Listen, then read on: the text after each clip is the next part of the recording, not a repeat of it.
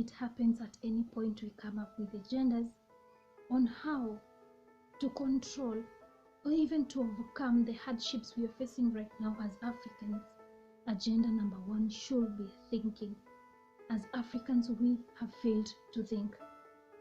And at this era, at such a century, my African people are confronted by applying for green cards and working abroad.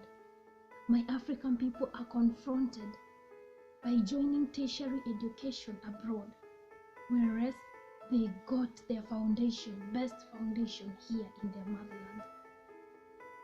My African people are confronted by employing foreigners to come and build roads, railways, big buildings for us, whereas we have people who are graduates. We have contractors, we have engineers who knows how to do it all. We are confronted by dancing to hip-hop music and enjoying their life and wishing that we had the life that those people are having, supporting all their music and art by all means, whereas our own artists are dying, are committing suicide due to desperation. We are confronted by wearing the Gucci and the Versace brand, whereas we have best producers of clothes, of shoes, of watches, of bags here in Africa. We are confronted by teaching our own kids the British English because this is a digital world, and that in a digital world they should know English. We are lost. We are lost. Our culture is disappearing. My people today are being confronted by cheering on the English football clubs and watching the telenovela movies, whereas we are the best producers of art, we are the best producers of leaders, we are the best producers of footballers who are even playing for clubs abroad. We are the best producers of actors and actresses. My people are confronted by looting public wealth, by using borrowed money to travel and have fun abroad. My country and my continent people are being confronted by stealing each and every coin they get to satisfy their wants. When mothers in the village cannot even get maternity services due to poor transport and expensive source of transport to get to the hospital. When teachers are teaching under trees. When roads in a capital city are so poor, getting no difference of the urban and the rural life. How are we going to control the hardships right now if we ignore our culture?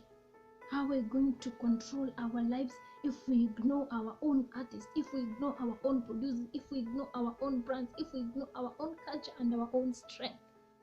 We are blacks, but we are not in the dark. We are blacks, but we are not in the black world. We should start thinking. We should start supporting our own people. We should support our own culture. Because if you teach your child today on what they should talk, they will be the people you're teaching them to be tomorrow. So keep our culture, because we have lost it. Very few cultures are known right now in Kenya. We are known of our culture. We are known of our food. People from France are even buying materials from us. They are buying things from us. We have always been big producers of food, of clothes to them. But we have lost it because we want to live the Western style. We want to live a luxurious life on how those people have lived. That is the African life, and the African culture should never change. And I will always big up Professor Lumumba for saying one thing, that thinking in this African life today is the only thing that can change the life for Africans tomorrow. We should think. We should think. We should support our own people. Our artists are dying every day. They are committing suicide due to desperation. Why don't we support them? We are supporting other people. We are not even supporting our own music. We are not even supporting our own art. We should support ourselves. We should not run and support people. We should support ourselves first, because charity begins at home. So let us think. Let us think, and let us think. Let us open our brains and give it to our own people so that we can give it outside.